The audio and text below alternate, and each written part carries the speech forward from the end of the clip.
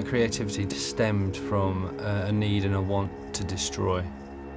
I think in a way, destroying things is a creative process, especially for a child growing up who doesn't necessarily understand the world. I used to take my toys apart, or old broken toys, and I'd get a tube of super glue, and I'd take the wings of a dinosaur, cut them off with a knife and glue them onto a car and have a flying car and create these hybrid creations with my toys. And I think that was definitely the start of my creative process.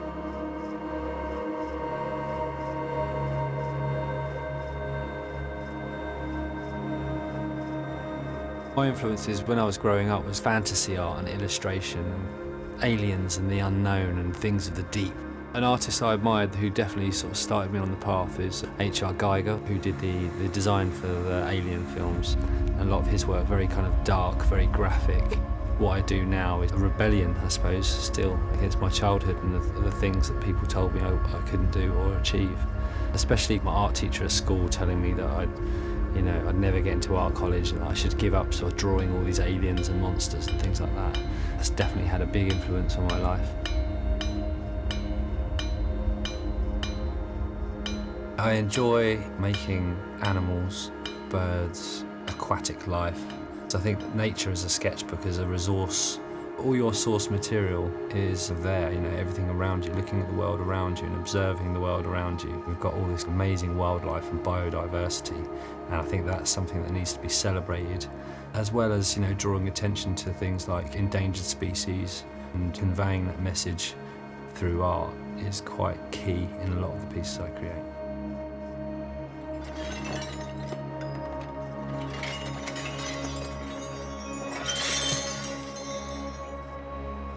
It's really important to use recycled materials wherever I can. Even recycling processes cost a lot of energy, so I like to intervene before things even have to go to that process, recycle it before it even has the chance to expend any more energy on the planet. There's so many fantastic shapes in mechanics, in motorbike chain, sprockets, clutches, and I love to be able to sort of use them, and they inspire some of the things I make, especially with like nautical creatures. You've got these suckers and air holes and blowholes and all these almost alien creatures, and you can find those shapes within the pieces I use.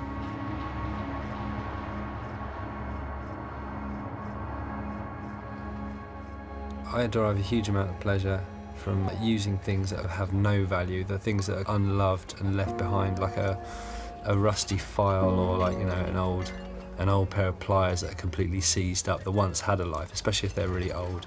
I love being able to give them a new life and increase their value by a huge, beyond that little pair of pliers' wildest dreams. I really love that process. I love paying homage to those old broken tools and giving them such a new admiration and respect from people.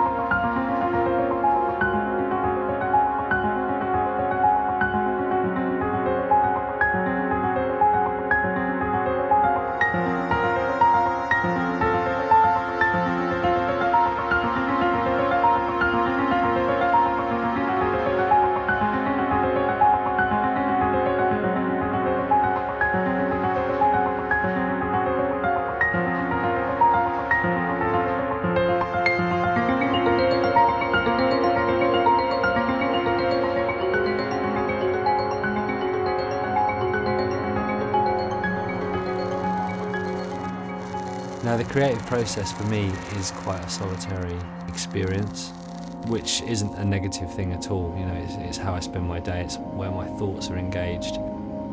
I always have an idea in my head about the character or the personality of the creature I'm making. And I'm going to try and feel that myself. I want to get into that mood or that feeling of what I'm trying to project. Where you place that eye, or how you place the eyelids. Because once you've welded it together, there's no changing. You've got a fixed character or personality, so it's got to be right. I think that's one of the challenges with what I do, is making sure you've got that character captured.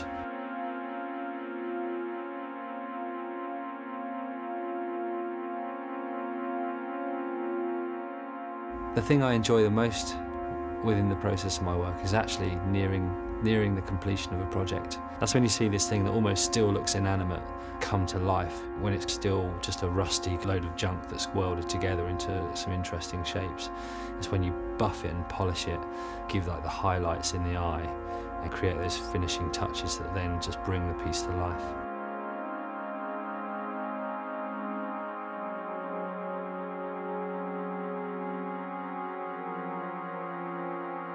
I work and I get to interpret, express and create what I want. Sometimes I think I'm still that child gluing my toys together. It's like, it amazes me. I feel like I'm getting away with it. You know, as an adult, for me it's the best job in the world. Making all these crazy sculptures that people really enjoy to see. It gives people a lot of pleasure and satisfaction. And it gives me immense satisfaction as well, and it is what I'm passionate about doing.